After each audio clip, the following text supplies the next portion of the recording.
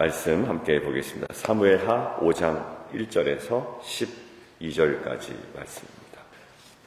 오늘 드디어 이제 5장에 다윗이 정말 정식 통합된 이스라엘의 왕으로 등극하는 장면입니다. 오늘 저는 2절이 좀 특별히 주목이 되었는데요. 2절 함께 보시면 이스라엘 모든 지파가 다윗을 왕으로 인정하게 된 어떤 결정적인 요소들이 거기에 들어 있습니다.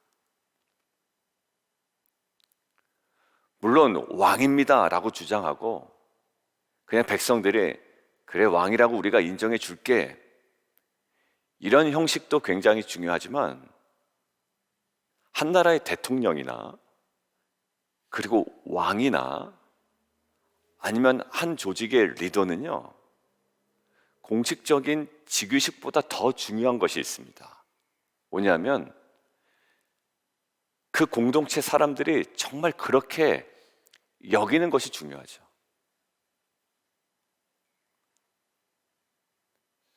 내가 부모야 라고 주장할 수 있어요. 부모 맞아요. 그런데 주일 본문과 우리가 주일 예배 때 그 말씀 나눈 것과 연관 지으면 물리적인, 육체적인 부모일 수 있습니다. 그런데 더 중요한 건 뭐냐면 자녀로부터 참 우리 엄마 아빠는 부모답다 라고 여김받는 것이 더 중요하단 말입니다. 야, 우리 엄마 아빠는 나를 낳기는 했는데 영 부모 같지가 않아. 날 위해서 기도하는지도 모르겠고 날 위해서 최선을 다하지도 않아. 그렇게 느껴져. 그리고 나에게 전혀 관심이 없는 것 같아. 분명히 법률상 그리고 피지컬리 부모가 맞는데 전혀 부모답지 않다라고 느낄 수 있단 말이죠. 그러니까 오늘 제가 말씀드리는 것은 그래 다윗이 이제부터 왕이니까 너희 아무 소리 하지 마라 이럴 수 있어요. 여러분들 정황들 봤지? 다윗이 왕일 수밖에 없는 거야 라고 하고 그것을 충분히 공식적인 즉위식을 통해서 이제 다윗이 왕이 될 수 있습니다. 그런데 제 2절이 눈에 들어오는 거예요. 자, 2절 같이 한번 읽어볼까요? 시작. 전에 곧 사울이 우리의 왕이 되었을 때도 거기까지 끊어서 자 이제 당신은 우리의 왕입니다 라고 할 수 있죠. 근데 지금 이 사람들의 발언을 보십시오. 전에 곧 사울이 우리의 왕이 되었을 때에도 갑자기 왜 과거 얘기를 하고 있죠? 자, 그 다음 연결해서 읽습니다. 시작. 이스라엘을 거느려 출입하게 하신 분은 왕이시었고 여호와께서도 왕에게 말씀하시기를 내가 내 백성 이스라엘의 목자가 되며 내가 이스라엘의 주권자가 되리라 하셨나이다 하니라. 자, 두 개가 지금 들어있는데 하나의 요소는 첫 번째 그때도 그죠? 지금 우리의 왕이 되실 거지만 그들에게 중요한 사실이 하나 있네요. 다윗이 지금 공식적으로 이스라엘 전체 왕이 되는 거죠. 근데 백성들의 발언 속에 뭐가 있나요? 이미 그전에도 이스라엘을 거느려 출입하게 하신 분은 누구였다? 왕이시였다. 근데 그때는 누가 왕이었다? 실제 사울이 왕이었다. 제가 적어놓은 거 그대로 한번 나눠볼게요. 사울은 명목상으로 법률상으로 분명한 왕이었지만 실질적 왕은 백성들에게 누구였다? 다윗이었다라는 거예요. 여러분들 그러고 보니까 실제로 그래요. 실제 부모가 있고요. 근데 오히려 부모의 역할을 감당하고 들어주고 기도해 주는 사람은 또 다른 사람이 되면 안 돼요. 그죠? 리더가 있습니다. 정말 리더가 있다고요.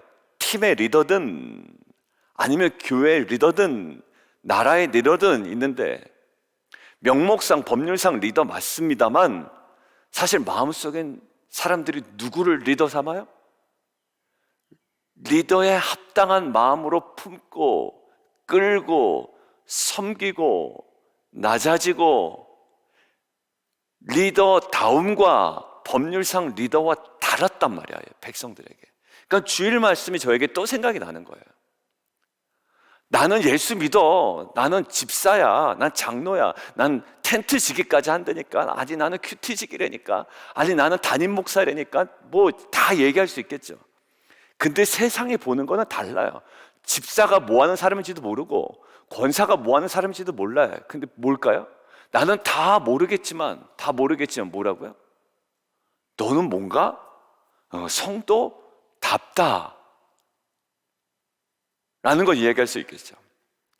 예전에 복음서에 보면 눈을 낮게 한 이제 보이지 않는 자를 이제 눈을 열어주셨죠. 이거 뻥이 아니야? 너 진짜 뭐 아니야? 뭐 이게 누구냐? 뭐 누가 이걸 고쳐줬냐? 뭐 여러 가지로 신문을 많이 당하지 않습니까? 그때 그 사람이 한 거고, 나는 다 모르겠고 나는 나를 낫게 하신 분만은 정확하게 얘기할 수 있다. 그리고 이것들은 부정할 수 없다라는 거 아니에요. 뭐 그가 뭐 왕이냐, 권력이 있냐 없냐, 명예가 있냐, 어떤 자리를 차지하고 있냐, 그거 중요하지가 않아요.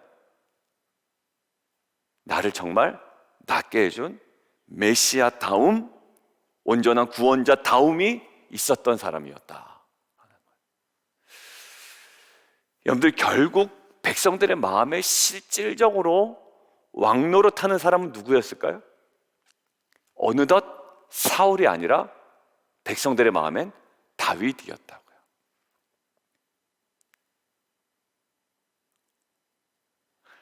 담임 목사라고 주장하고 목사라고 뭐 주장을 하지만 가장 중요한 게 뭘까요? 정말 목자의 역할을 잘 감당하시는구나. 나한테 관심이 있구나. 기도를 저렇게 하시는구나. 아니면 그 세상까지 챙기시는구나.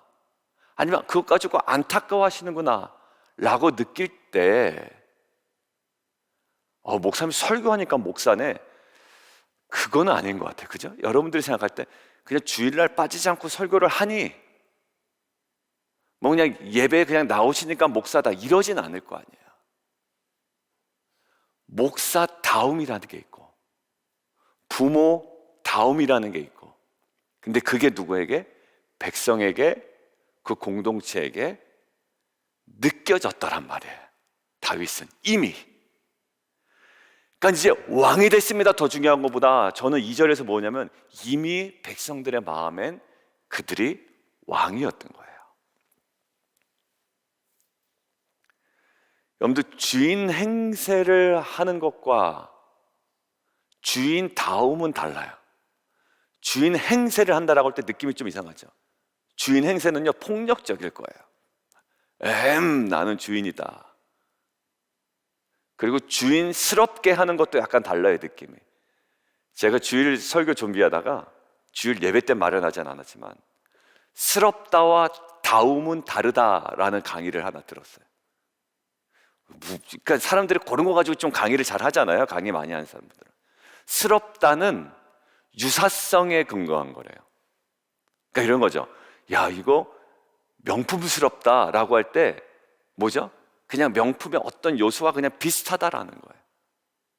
유사성에 근거한 거고. 다움은 이런 거죠. 야, 요 아이폰 신제품이 정말 애플답다, 이렇게 보통 얘기하잖아요. 애플답다 할 때 뭡니까? 애플에 갖고 있는 본질, 핵심, 철학을 고스란히 담고 있네, 약간 이런 느낌이죠. 그러니까 다움은 가장 궁극적이고 본질적인 거라는 거예요. 여러분들, 주인스러울 수는 있어요. 그런 척은 행할 수 있다고요. 그런데 진정한 주인다움은 다른 모습일 거예요. 만약에 직원들이 우리 그 사장을, 리더를 그냥 주인스러운 행세를 하는 사람을 보는 것과 정말 주인답다라고 느끼는 것은 다를 거예요. 담임 목사 행세를 하는 것과 목사다움과는 다를 거예요. 주일 말씀과 우리 연관되어서 왕다움, 주인다움, 목사다움, 성도다움, 권사다움, 집사다움, 장로다움이 중요하지, 그 자체, 직책, 직분 맡고 있는 것은 사실 다 부차적인 거예요. 우리가 우스갯소리로 남들 이야기할 때 이런 얘기합니다. 야, 그런 사람이 어느 교회 권사래, 집사래, 장로래, 이런 소리 많이 들어보셨죠? 사람들이 이야기할 때. 그 뭘까요? 그 직분 받으면 뭐하냐? 약간 이런 느낌으로 얘기하는 거 아니에요? 그러니까 똑같아요. 지금 다윗의 모습도 왕이라서 왕으로 취급한 게 아니라 이미 왕다웠다라는 거예요. 저에게, 그리고 저희 빛과 소원교회 직분을 맡고 있는 우리 모든 성도님들에게, 그리고 팀장이든 어떤 사회에서의 어떤 영역이든 리더로서 역할을 하고 계신 저와 여러분에게 분명히, 또 아무것도 난 없다라고 할지언정 부모의 역할을 감당하고 있는 저와 여러분에게 그 자리에 있는 그 다움을 주변 사람들의 시선과 마음속에서부터 회복해 나가는 저와 여러분 되기를 주님의 이름으로 축원합니다. 뭐 사람한테 그냥 잘 보이려고 애쓰라는 소리가 아니에요. 이건 사람들의 마음에 들려고 내가 그 사람하고 좀 친하게 지내야지, 이런 차원 절대 아닙니다. 그 다움을 회복해 나가는 거예요. 그런데 그 다음을 회복해 나가는 데 있어서 가장 중요한 부분이 지난 목요일 우리 목요 집회 때 제가 전했던 정체성을 드러내는 기도. 기도. 저는 그것이 첫 출발이라고 생각이 들어요. 부모는 부모다운 기도가 있어요. 그것이 끊이지 않아야 돼요. 그래야 자녀들이 우리 부모가 부모답다. 목사의 기도가 있다고 그랬죠? 목사다운 기도. 그리고 리더는 리더에 맞는 기도가 있겠죠. 여러분들, 이 다움, 왕의 직분보다 더 중요한 왕다움을 백성들의 마음 가운데 회복시켰던 다윗처럼 저와 여러분이 성도다움, 부모다움, 어떤 리더다움, 그 역할에 맞는 그 다움을 우리 주변의 모든 사람들의 생각과 마음속에서부터 근원적으로 회복시켜 나가는 저와 여러분 되기를 주님의 이름으로 축원드립니다. 자, 두 번째는요,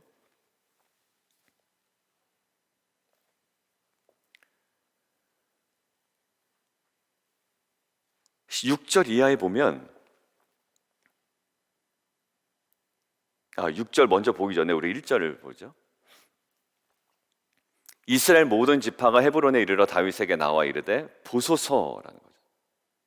이게 히네누라고 되어 있습니다. 히네누, 보소서라고 할 때 밑줄 건너치고 히네누라고 되어 있는데요, 이게 뭐냐면, 다른 식으로 풀어보자면 우리가 여기 있습니다, 여기 있습니다.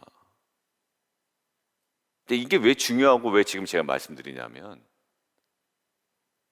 하나님의 거룩한 영광스러운 임재 앞에 사람이 대답할 때 쓰던 말이에요. 이게 모세가 떨기나무가 불에 막 타는데 없어지지 않죠. 그때 모세가 하나님 앞에 설 때 했던 게 히네누입니다.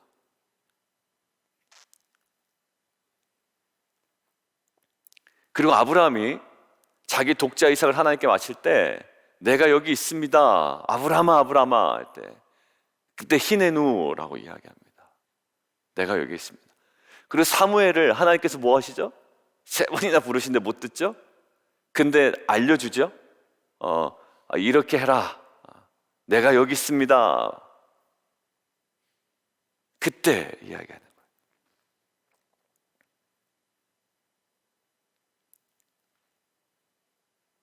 마치 지금 다윗에게 나온 이스라엘 백성이요, 그 하나님의 그 임재 앞에 반응하는 것처럼 내가 여기 있습니다 라고 이야기하는 거예요.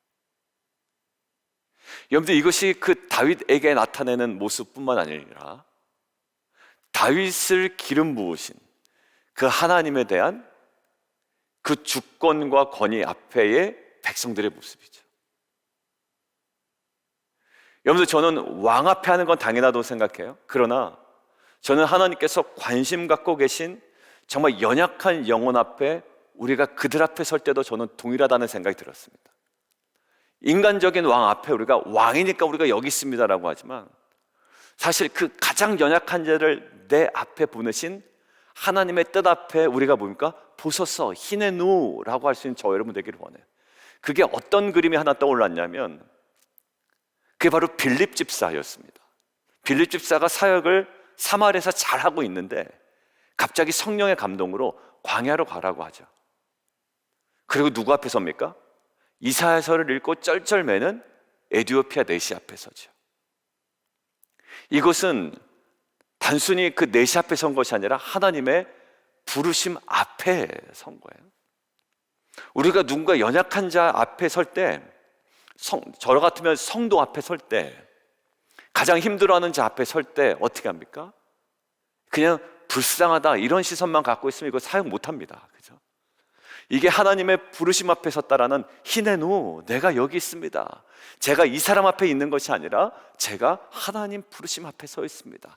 잘 듣게 하시고 잘 권면하게 하시고 저의 이야기로 상처받지 않게 하시고 오히려 믿음으로 힘있게 다시 일어서는 귀한 역사 있게 하시옵소서. 거꾸로 가면 나는 사역을 안 하고 있습니다라고 할지 모르지만 자녀 앞에 설 때, 예, 하나님, 제가 하나님 앞에 서 있습니다. 하나님 앞에 서는 말을 다윗 앞에 섰던 백성처럼 하나님 앞에서만 할 수 있는 이야기를 가장 연약한 자 앞에서도 우리가 할 수 있는, 거기서의 우리의 영적 모든 진지함이 다시 한번 회복되는 저 여러분 되기를 주님의 이름으로 축원드립니다. 그리고 마지막 6절이요. 6절부터 맨 마지막 보면 부하들이 예루살렘으로 가죠. 이전까지 예루살렘이 뭡니까? 정복하지 못했습니다. 가나안 정복 전쟁 때 예루살렘을 이스라엘 백성들이요, 정복하지 못했던 땅입니다. 근데 오늘 왕위로 등극한 이후에 하나님께서 하나 완전한 하나의 분명한 그림을 하나 보여주시는데 어떤 그림이요? 다윗이 예루살렘에 새로운 성을 건설하는 거예요. 우리 땅 아니었습니다. 가나안 정복 전쟁 때 제대로 거기를 정복하지 못했던 땅입니다. 도저히 정복할 수 없을 것처럼 보였던 난공불락의 도시인 예루살렘을 점령하고 새로운 통치를 시작했다라는 거예요. 전 여기서 하나님 나라의 하나의 모습을 봅니다. 뭘까요? 어정쩡하지 않아요. 하나님 나라는 완벽한 승리가 임하는 하나님의 나라를 봅니다. 세상의 악한 권세로부터 보호받고 새로운 삶의 질서와 방식대로 살아가며 하나님의 통치와 공의를 실현해 가는 것, 이것이 하나님의 나라요 또 교회의 모습인 줄 저는 믿습니다. 이 세상에서 전혀 볼 수 없었던 하나님의 통치가 실현되기 시작하죠. 통치가 전혀 없었던 예루살렘이 하나님의 새로운 질서와 통치가 임하는 예루살렘으로 변하게 됩니다. 가장 고통 가운데 살아가던 사람이 온전히 회복되어 기쁨과 만족을 누릴 수 있는 것,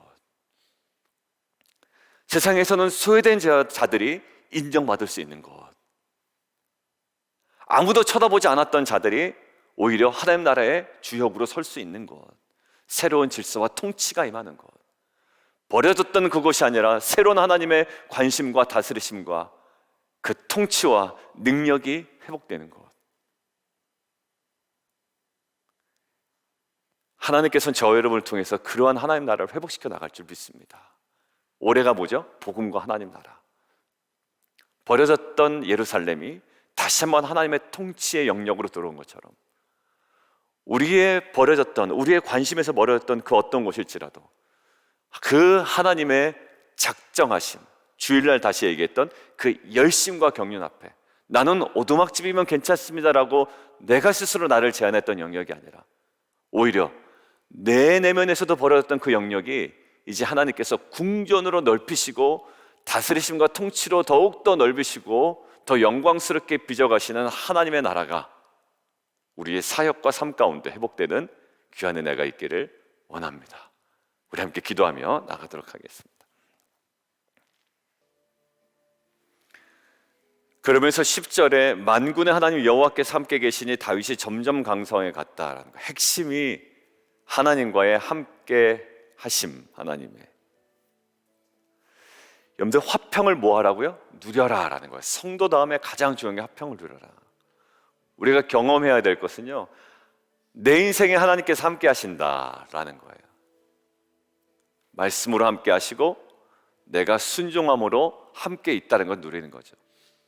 내가 원하는 것만 하나님께 요구하던 자가 이제 하나님께서 원하는 영역에 내가 순종함으로 설 수 있는 거예요. 그것이 다윗의 지금까지의 삶이었습니다. 자, 근데 그 다윗을 보고 사람들이 어떤가요? 이제부터 우리의 왕입니다. 충분히 그럴 수 있죠. 이제부터 우리의 왕입니다. 그런데 이 백성들이 하는 얘기가 사울이 왕이었을 때부터 진짜 왕은 다윗 당신이었습니다 라는 거예요. 그러니까 왕다움이 다윗에게는 있었다는 거예요. 그런데 우리 안에 이것이 회복되어야 됩니다. 자녀 앞에서 부모다움, 성도 앞에서의 목사다움, 팀원들 앞에서의 팀장다움, 직원들 앞에서의 또 리더다움, 뭐 여러 가지가 있겠죠. 뭔가 스럽고 행세하는 것은 전혀 다릅니다. 다 보고 있고 느끼고 있고 생각하고 품고 있었잖아요. 우리가 그 진정한 다움을 회복해 나가는 공동체 되기를 원하고요. 그리고 오늘 두 번째 그 뒤에 보면 결국 여호와께서도 왕에게 말씀하셨습니다. 그러니까 이 말씀이 그들 가운데 다윗의 그 왕다움을 통해서 명확하게 컨펌되죠. 괴리가 없죠. 여호와께서 다윗에게 향하는 그 말씀이 다윗의 이미 그의 삶을 통해 정확하게 컨펌됩니다.